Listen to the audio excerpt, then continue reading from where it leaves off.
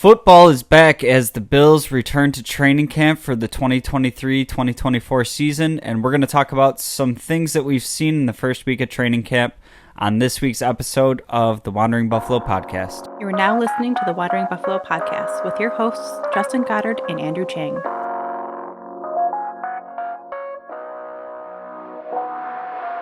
Bills Mafia, welcome into another episode of the Wandering Buffalo podcast, a show on the Buffalo FAMBase podcast network. My name's Justin. I will be your host today, and we did it. We made it all the way back to training camp. It seems like, we get to this time of the year, and it seems like, kind of football never stopped as we jump back into it. And, realistically, it never really does stop. There's a couple periods where we have like 2-3 week lulls, but there's always something going on in the NFL. Little bit extra lulls if you only follow, just the Bills. But it feels good to be on the cusp of another season with this great talented roster, and just want to get right into it this week, talking about some of the things that we've seen out of training camp so far.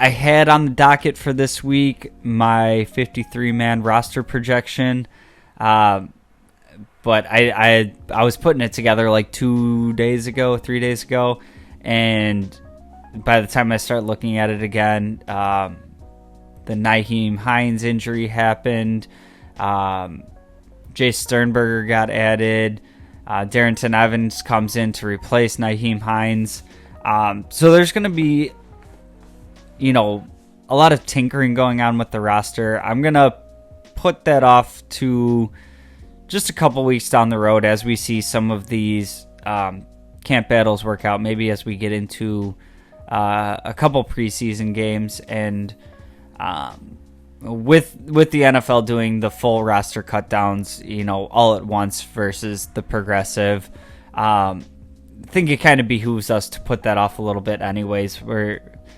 really, giving people some time to put some good practices out there.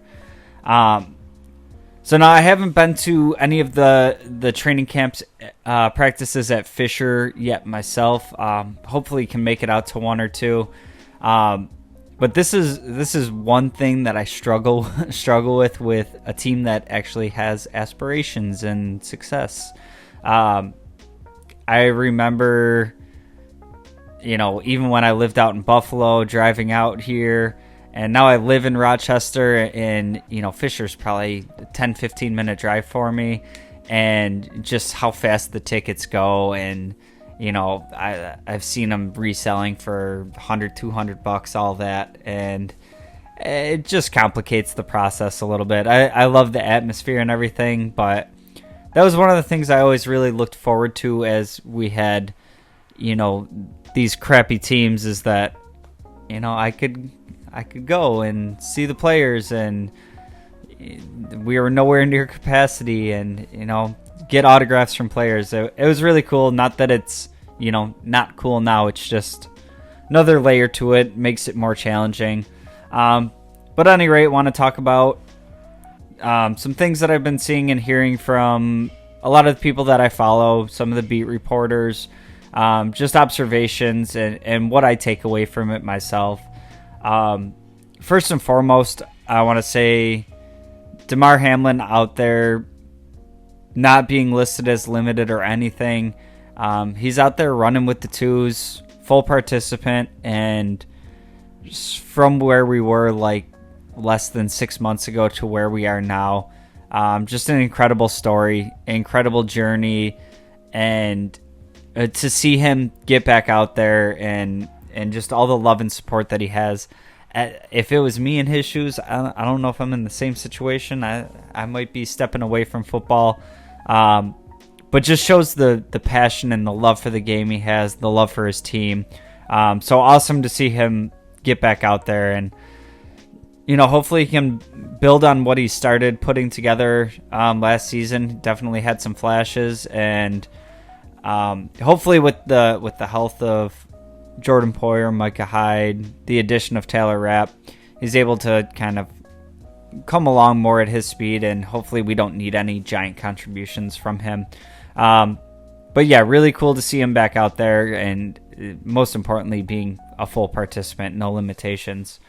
Want to talk about some of the interesting position battles that I've been looking forward to in this camp, and I'll start with right tackle, where we have Spencer Brown, and it was a talking point for a lot of Bills Mafia that we can have faith in Spencer Brown, but the Bills weren't really doing anything to bring in meaningful competition for him.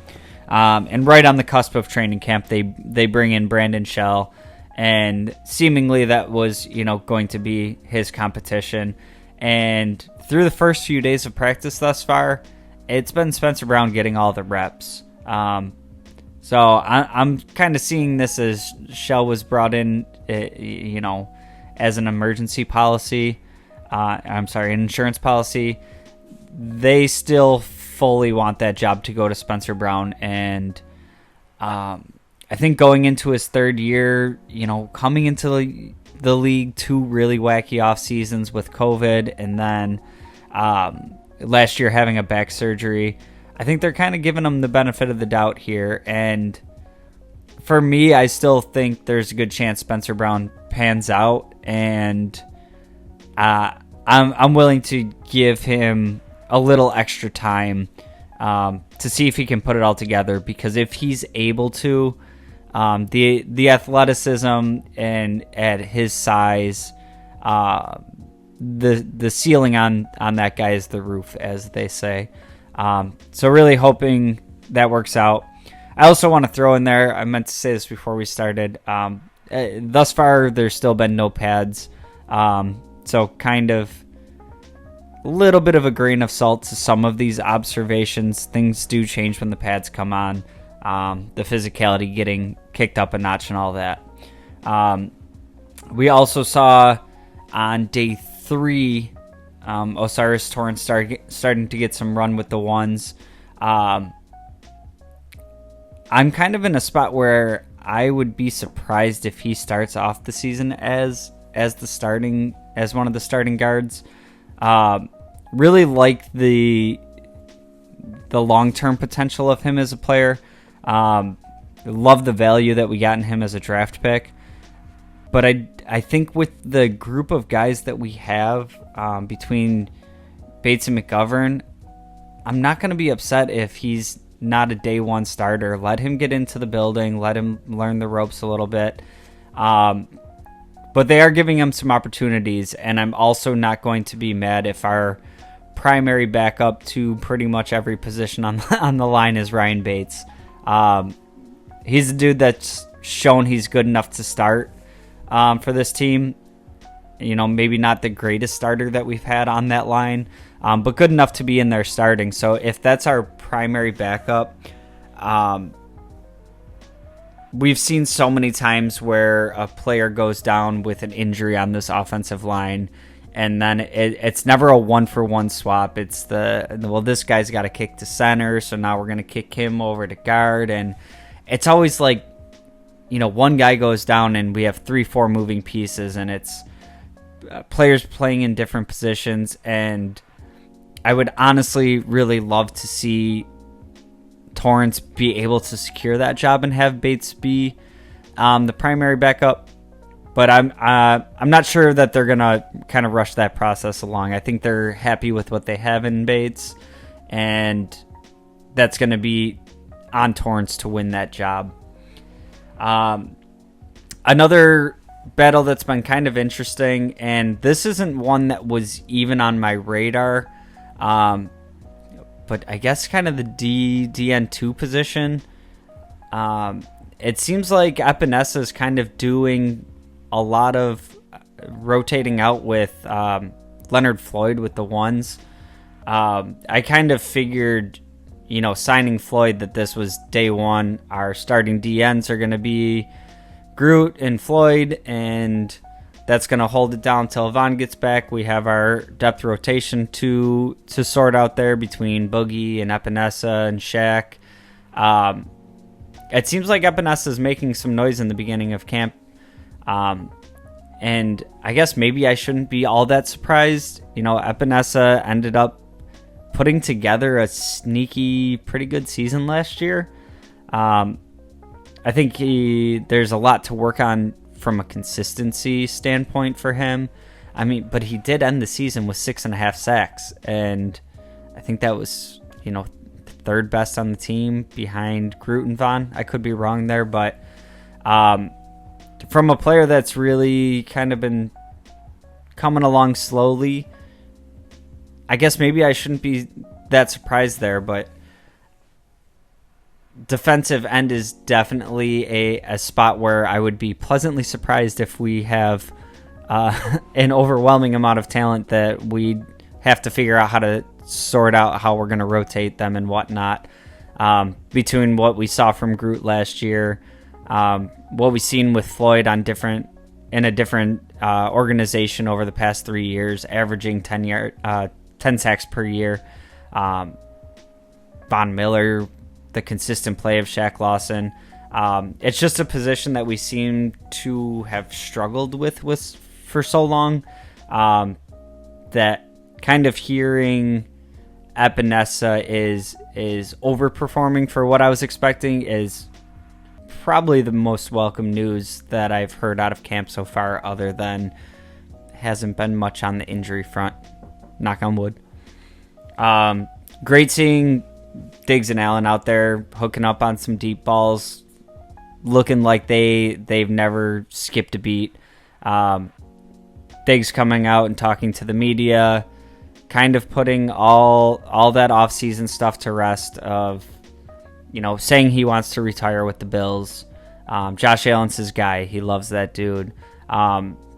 Pretty much every narrative that was created about why Diggs was mad, why he was upset, why he was missing camp or OTAs and all that.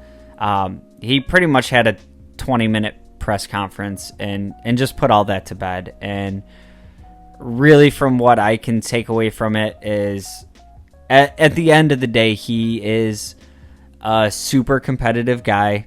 I liked what he said about, he's looking at his career and he's got more years behind him than he has ahead of him. This is a super competitive guy, one of the elite players at his position in the league, and he wants to get a Super Bowl win before he retires. And I can understand his feeling and his frustration of having a team that you think is good enough to get it done. And, obviously he's not wrong there. The Bills were damn near unanimously picked to win the Super Bowl last year and weren't able to get it done. And not only that, lost in like a dramatically bad fashion. I know there's a lot that went into last season. But from that standpoint, can understand where he's coming from, where the frustration comes from. I still kind of have my concerns about, why this was addressed as we're going into the start of the next season and not, kind of like team meeting or something a couple weeks after the season ended. So I may not always necessarily agree with Stefon Diggs' approach to how the whole situation was handled. But I can't disagree with why he's feeling that way. And honestly, maybe it's kind of a little spark under everybody's behinds and a little bit of a lift that the team needs to get over that hump. Sticking with the weapons, hearing some great things about Gabe Davis. Lost a little weight. Looks like he's playing a little bit quicker, able to get separation faster. And that's one of the things that we've talked about a lot on this podcast this offseason of, I think we're all pretty big fans of Gabe Davis over here. Love his work ethic, love his blocking, love everything we hear about Gabe Davis from the organization. And one of my main points with Gabe Davis was I don't think he is necessarily a bad number 2 receiver. I think kind of the organization and injuries and circumstances kind of set him up to be in a weird position that for what his skill set is, yes, we needed more out of him, but also we needed other players and roles, so we didn't have to expect more out of him.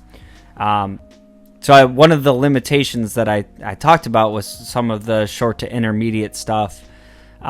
He doesn't quite get the separation fast enough to be a big weapon in those spots. And now I don't think he's going to completely change who he is as a player in one offseason, all of a sudden be that dude. But if he can do it in a bigger capacity, mixed in with the other skill sets, I think we're going to see an absolutely monster season from Gabe Davis. It's part of why I'm on the extend Gabe Davis train right now. Get him for as cheap as you can. I think if he goes to another team, we might not see him really blow up the way that he has the chance to blow up here, but I think that's a dude that you can pay, and he can have sustained success here with the right pieces involved as well. So I think they've kind of done that this year with bringing in Hardy, with bringing in Kincaid, looking for Shakir to take a step. I think the infrastructure is in place for Gabe Davis to have a monster year. And speaking of Dalton Kincaid, absolutely love all the messaging that I'm hearing coming out about him right now. There's no coach speak about we're letting him get his feet wet. We'll see. He's going to have to earn it. Everything that is coming out of the Bills organization right now, from the players all the way to the coaches, GM, everything has been glowing so far. And I'll put the asterisk on it again of there's no pads, limited contact, nice, easy, light training camp workouts. But from what I've seen and everything that I've heard out of him, this is feeling like one of the steals of the draft to me. And I'm trying not to get myself too hyped up, get too far onto the hype train. I want to see it happen on the field in actual games. But I haven't heard messaging coming out from the organization on a player like this in quite some time. It's usually, he's young, he's going to have to earn it. We'll see what happens. He had a good day today, got to put him together, all that. I haven't heard one kind of coach speak thing about Dalton Kincaid so far.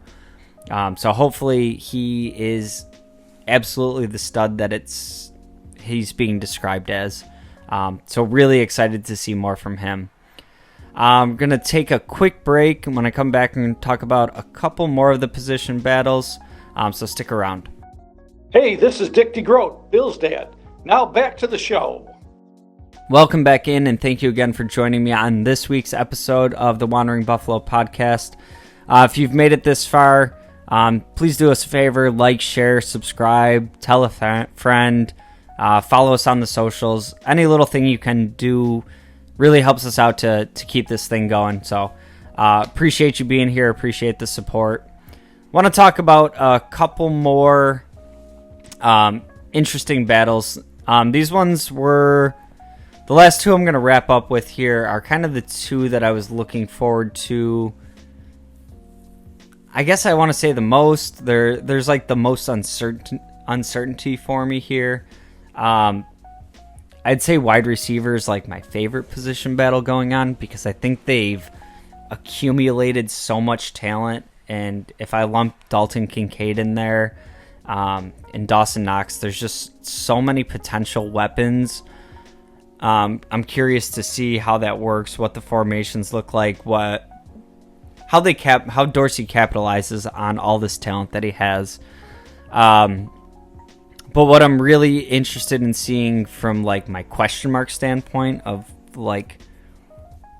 not really sure who's going to be the starter. That's got to be middle linebacker and cornerback too. And so it started out, Tyrell Dodson was, getting the first team reps and a lot of positive messaging coming out about, him being a dog, him being a ball player, all that. And Terrell Bernard got some work in there. And then day 3, we're hearing very kind of similar messaging with Balin Spector, who, he was on my radar for this job, and pretty much anybody that plays linebacker right now has to be on the radar, just because nobody really has a lot of starting experience. Nobody has like a super high draft pedigree. Two of the linebackers are 3rd-round picks. I wasn't expecting Balin Spector to come out of the woodwork this early and kind of start making a name for himself. 7th-round pick a year ago, didn't really get much action outside of special teams last year, and sounds like he put together a couple of really good practices. He had the green dot on during practice, and you're hearing from Jordan Poyer about what a great communicator he was, how great he was running defense out there, and that is something that we know Sean McDermott really values in that position. He's talked about the possibility of the green dot going to somebody else on the defense, but how much he prefers it to be that Mike linebacker. So keep an eye out on Balin Spector. It sounds like he's making some noise. Kind of stock down on Dorian Williams as far as that starting position goes as of now. Sounds like he's working more towards being backup for Matt Milano right now, which it gels with what we first heard from the organization after the draft, and then they kind of pivoted to, he's going to get a chance out in the middle too. Like I said, we're in the first week of training camp. There's a ton of football to be played before the season starts. Ton of changes that could happen. But to me, I have it already narrowing down to a 3-man race. I've kind of taken Dorian Williams out of it for the time being. And it's kind of Dodson, Bernard, and Spector. And Spector has taken a giant leap that I wasn't expecting, particularly this early in the game. And then the cornerback 2 position. This is one that's probably going to make some people unhappy. But as of right now, it's looking like it's Dane Jackson's job to lose. Which, I kind of put the positive spin on it as, we've seen Dane Jackson be an adequate starter. We've seen him be good at times. Kind of that I hate just comparing him to Levi Wallace, but his ability to come in as a late round pick and do the job exactly how they wanted him to do it. And, he's never going to be the freakiest athlete out there. He's never going to be the most electric player. But they love how he's always where he's supposed to be, and, trusting him to get the job done. We've also seen Benford get some run. Elam has also gotten some snaps there. I just don't know what to make of the Elam situation still, and I just feel like he ended last season on such a high note, and even to say, like, I didn't really see bad games from Elam last year. I think he had one against Pittsburgh where he was kind of getting big boyed an awful lot, but that was still pretty early on for him. I thought he had a couple really good playoff games against really good receivers too, and in the Bengals and the Dolphins, just really top-notch receivers. So I was really pleased with how he ended the season, and I was kind of looking forward to kind of just starting this training camp with Elam being the starter, Benford and Jackson being really great depth players, kind of like this embarrassment of riches, but we got 2 first-round picks on the boundaries, and hopefully they stay healthy, and we got good depth behind him. So this early in the game, I don't know if I should make this out as like an indictment against Elam, or, if it's really showing what Dane Jackson and Benford are doing out there, that they're being able to keep a first round pick off the field a little bit. I'm gonna for the time being at least, I'm gonna look at this in a positive light with how pleased I was with Elam's play last year. The fact that they're still comfortable looking at Dane Jackson, at least from the rip here. And then the play that we saw from Benford last year, I believe he was a 6th round pick. Just kind of outperforming that draft stock. And we've seen that time and time again with these McDermott teams. Levi Wallace being undrafted, Dane Jackson, a 7th round pick, Benford, a 6th round pick, Taron Johnson, I believe, 4th round pick. Even when you go into Jordan Poyer and Micah Hyde, these dudes were like cast-offs from other teams that kind of got a second chance with Buffalo. McDermott really being able to coach up the secondary. So I'm still very hopeful that we get to week 1 and they're able to coach Elam up to the point where they're very comfortable with him being that CB2. And then you get that comfort level that they have with a Dane Jackson in a player such as Elam that also has, that man coverage ability, that just different level speed, and kind of create it all into one package. And if that turns out anything like I think it can turn out, having Trey White and Kyer Elam out there together is just going to be an absolutely lights out pair of cornerbacks. And then you factor that in with Taron Johnson, who's been one of the low-key best players on this team over the last couple seasons. And then your 2 just superstar safeties back there.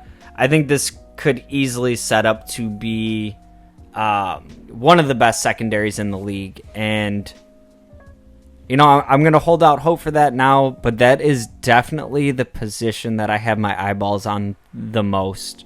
Like I said, respect Dane Jackson, appreciate what he is, able to do being pretty good, pretty consistently. But especially with the messaging coming out, Micah Hyde saying today that he can tell in practice that McDermott wants to be more aggressive on defense. For me, Dane Jackson's kind of the safe play there. Safe guy. If we're going more aggressive, D-line's really going to be pinning their ears back. We're going to get after it. We're going to, take more chances than the bend but don't break defense that we saw. Maybe have a little bit more of a variance on defense, but have a more opportunistic defense that's going to get more takeaways, that's going to get more possibility of big plays, interceptions, fumbles, things like that. I think if you're going to kind of dial up the aggressiveness, Elam is the guy I want out there because of his athletic traits. So like I said, early in camp, pads aren't on yet. We'll see what happens as we move forward in the next couple weeks, but as of right now, just super excited that football's back. I check all my sports apps and I'm getting, actual football updates instead of, off-season rumors and all this stuff. So very excited to be on the cusp of another season. That's going to wrap it up tonight. Stick with us. We're going to be dropping every Monday. So next Monday we'll have a little bit more training camp information. We'll probably have the pads coming on. And that's where we really get to see things dialing up a bit. So make sure you like, share, subscribe so you don't miss any episodes. And we will talk to you next week. Go Bills.